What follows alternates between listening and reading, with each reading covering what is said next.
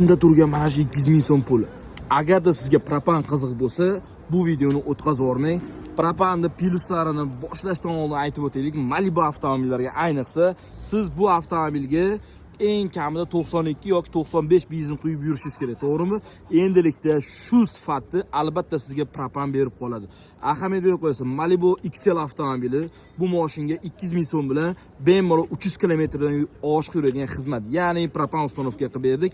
Faqatgina siz uстановкani to'g'ri qilishingiz kerak. Tanlovni to'g'ri qilsangiz, sizning mashinangiz ideal yuradi. Qaytarib o'tamiz. 1.5 turbina, XL, Premier, 2 tur barchasiga skidka narxda, mega skidka propan uстановка qilib beramiz. Bu avtomobilga qo'yib bergan miyamiz albatta bizga Yevropa gaz kerak bo'ladi. Dakota farsunkasi va Nordic reduktorlar ideal holatda, faqat men original hid chiqarmaslik shlankalar bilan cho'tki qilib uстановка qildik.